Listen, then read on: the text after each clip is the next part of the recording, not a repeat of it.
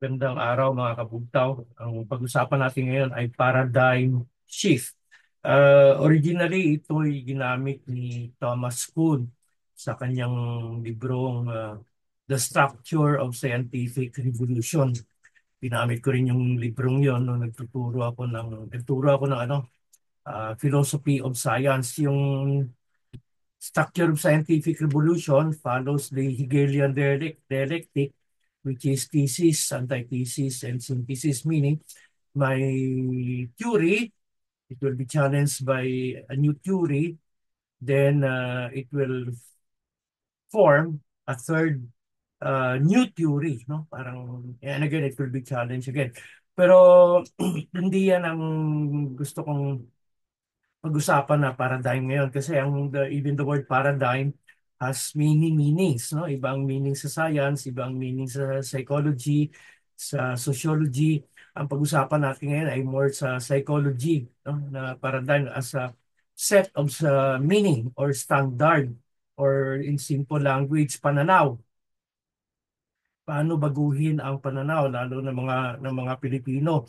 Gusto kong pag-usapan 'to kasi frustrated na ako sa paradigm ng mga Pilipino na very, very pro-American. Sinasamba ang mga Amerikano. Kaya bang baguhin ito? Na makita talaga ng Pilipino kung ano itong ang mga Amerikano na ito. Nung nakaraan, pinag-usapan natin cultural revolution. Kailangan ng revolution para magbago yung pananaw ng mga Pilipino, lalo na sa larangan ng edukasyon at reliyon, no? And where I wish the Filipino people will be more scientific in their mindset and not religious and superstitious, no? Uh, Yun.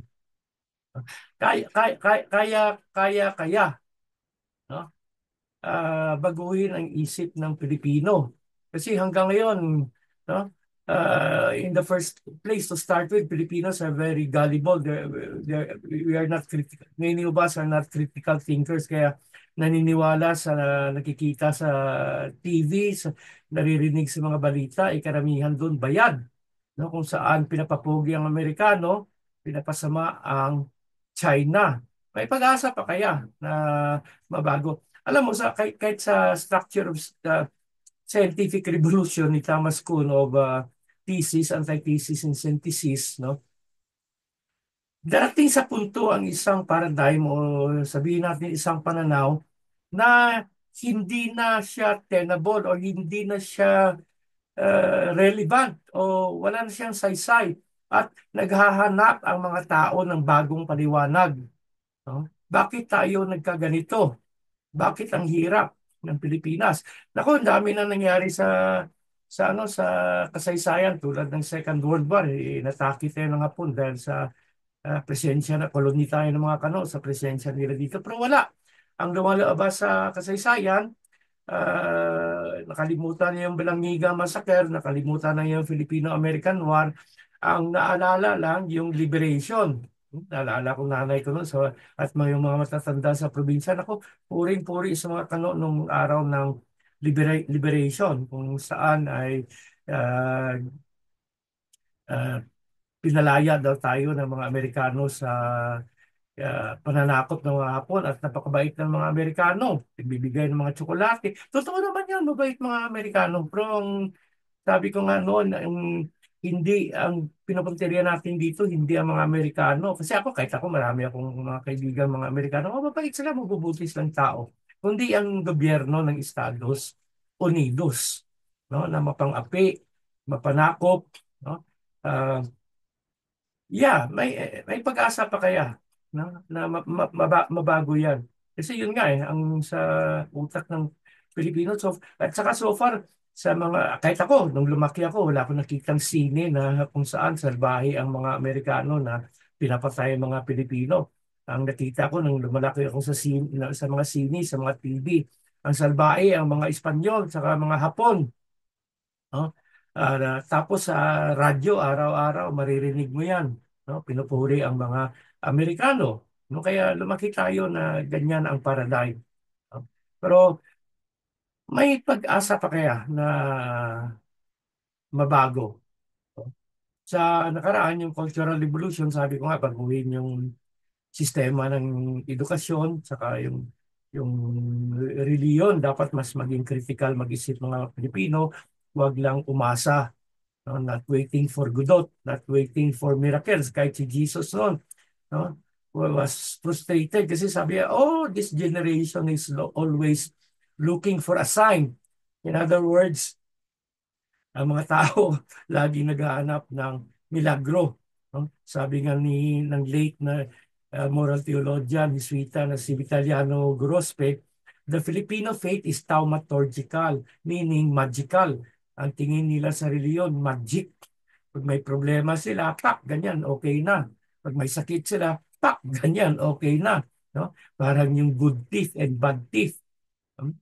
Yung bad thief, nagnakaw, napako sa krus. Ngayon gusto niyang iligtas siya sa krus ni Jesus na taga Nazareno. Para bagang inom ka ng inom, sigarilyo ka ng sigarilyo, kain ka ng kain na kung ano-ano, lamon ka ng lamon, tapos nagka-cancer ka, you pray for miracle. Ano kasi ni swerte. No? Anyway, may mga paradigm, pananaw kasi sabi ko nga na darating ang punto na hindi na kayang magpaliwanag kasi that's human instinct eh. We need to understand what's happening. No? Sa kahirapan, sa hirap ng buhay, no? Siyempre, isa diyan ang isang opium diyan, sabi ni Marx, ang reliyon nga. Pero darating din sa punto 'yan. Eh, dasal naman ako ng dasal, wala rin nangyayari. Parang sa medieval Italino na talagang they really expect miracles all the time. Tapos, nagkalindol, tumakbo yung mga tao sa simbahan. Nag-collapse ang simbahan, patay sila lahat. Ay nasaan ang Diyos? Maybe they're starting with the wrong epistemology or pananaw sa cosmos, no? Na hindi naman siguro ganyan mag-operate ang Diyos. Nasabi ko nga noon, na ang mga sinaunang Grego may konsepto ng decay na sinali ni Father Ferriol bilang sangkaayusan. No? Basa ang tubig, mainit ang apoy, matigas ang bato, malambot ang papel na susunog. No? Lamon ka ng lamon, decay. Talaga magkakasakit ka. Hindi ka maingat. Kasi kahit mga environmentalists may kasabihan, God forgives, nature never. You cut the trees in the mountain, expect flood in the lowland. That's the kiksang kaayusan. Ganon din. No? Kung itong paradigm, itong pananaw ng isang tao o ng isang lipunan ay hindi na sumasang-ayon sa decay, sa sangkayusan, naging irrelevant na siya at ang mga tao ay maghahanap ng bagong paradigm. Thesis, antithesis, synthesis ng bagong paliwanag. No? Kung tanungin mo karamihan, bakit naghihirap ang Pilipino, ang Pilipinas, ang sagot ng karamihan ay korupsyon. Totoo naman yun. No? May contributory factor talaga ang korupsyon. Pero that's not the main reason bakit naghihirap ang Pilipinas. Napaliwanag ko na noon sa unang episode pa ata natin kung gaano kasama ang mga Amerikano. Naghihirap tayo dahil we fail to industrialize kasi ayaw ng mga Amerikano kasi they want us to be a constant dumping ground of surplus product and constant source of cheap raw materials. No?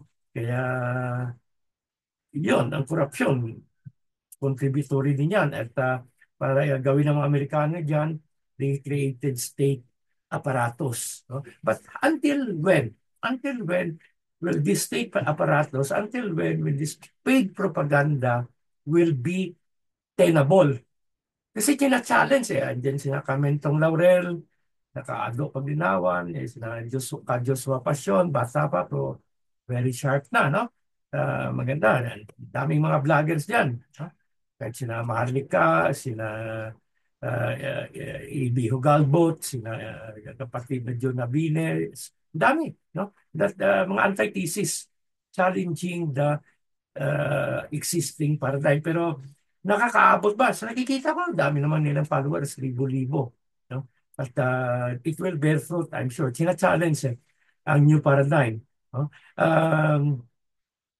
Talaga bang sarado ng utak ng Pilipino or may pag-asa pang mabago? Kasi if we want our country to progress, we have to change this paradigm no? To a more imaginative, powerful, progressive, life-giving paradigm. No? Kasi isa sa mga problema ng Pilipinas, the poverty of imagination. Maraming nangangarap ng gising. Pero sabi ng mga psychologists, uh, the one sign of maturity is to do something about your dreams. Or Kung Chu ba yun? Confucius pa nagsabi yun. A journey of 1,000 miles begin with a single step. So you have to do something about your pangarap na pinapangarap mo nagising. No? Um, Ako, paminsan-minsan, I do social experiment. Tulad lang, kaninang umaga, nung bumili ako ng tubig, yung mineral water, pa-refill ako, ano? Ah, Yun talaga, may mga grupo doon, masa talaga, masa. No?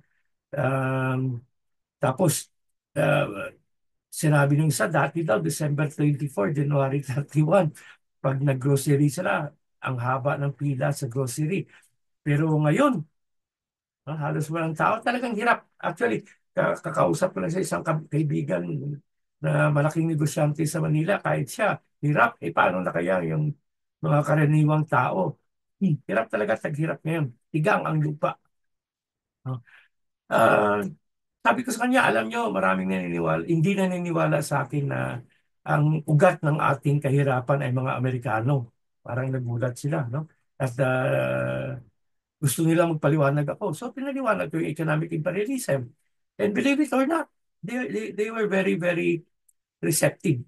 They were very, very receptive. Kasi hindi tinuturo sa paralan mula grade school, no? Hanggang college. Hindi tinuturo yan. Pero pwedeng magbago. In fact, naalala ko when I took my course in family studies in Europe, may nakita akong mga drawing ng mga kabataan about family. Traditionally kasi pag pinadrawing mo yung kabataan about family, ang dinodrawing nila, nanay, tatay, then anak.